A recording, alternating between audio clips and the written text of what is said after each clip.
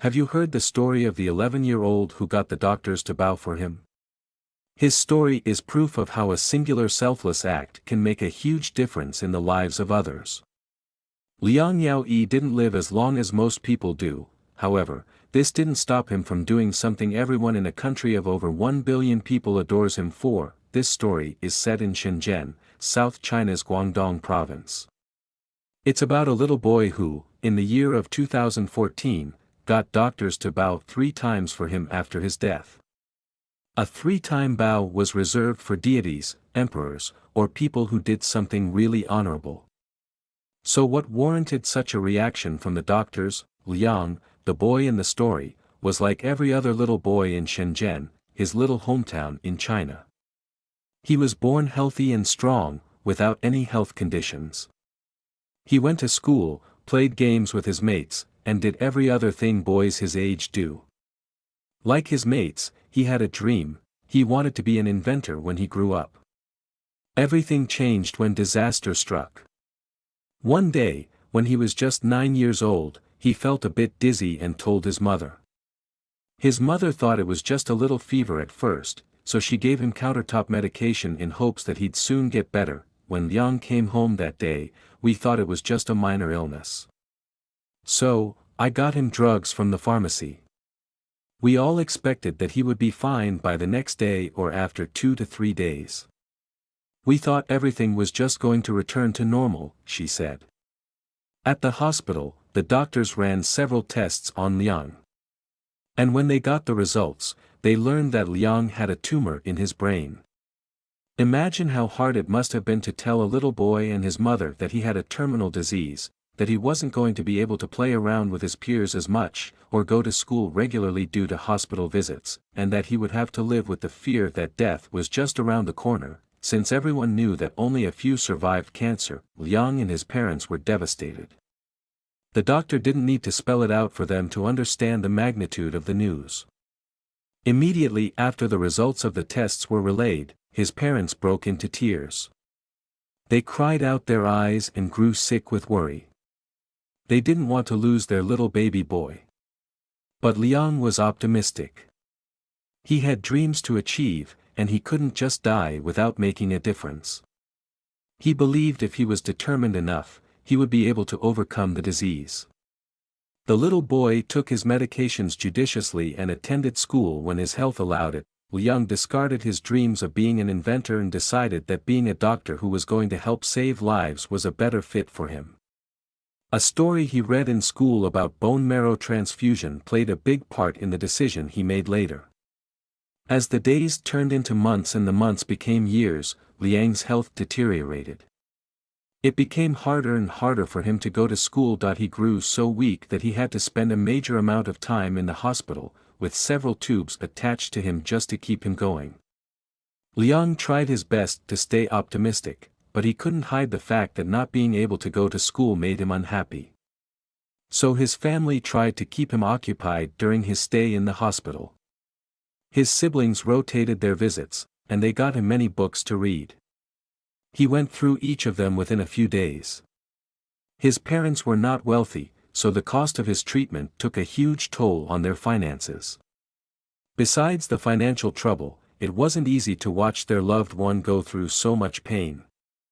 It was a very tough time for the family. His medical team didn't relent on their efforts to keep him alive either.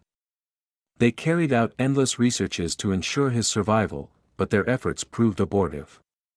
Several surgeries were done, and a lot of medication was given, but nothing really made a difference. It was a devastating situation. When he turned 11 years old and there was no significant improvement, it became clear to Liang and his parents that his days on Earth were numbered. However, Liang was determined to make a difference, even if he might not be alive for long. He had learned so much about his condition from books and had gotten an idea of what to do from a story he read in school.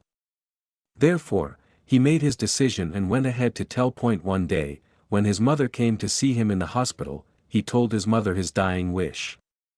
The wish was for his organs to be donated to the hospital after his death. He said that he wouldn't need them once he died, so it would be better for them to give it to someone who needed them to stay alive. It would be a chance for me to be alive in another way and also help other people. This would be my own way of making someone else happy and making the world a better place, he said. In his discussion with his mother, he emphasized how important it was for his wish to be granted. There are many people doing great things in this world. They're great, and I want to be a great kid too. Even if I might not have much time left, I want to leave a lasting impact. I want this to be my legacy, something that will ensure people don't forget that I was here. It is no mother's prayer to have a reason to discuss her own child's dying wish, but Li Kun could not help but be proud of her son's selfless decision. With tears in her eyes, she agreed to do as he asked, and that made Liang very happy. Liang wanted to achieve something great despite being dealt an unlucky hand by life. He believed that he didn't have to live long to achieve that.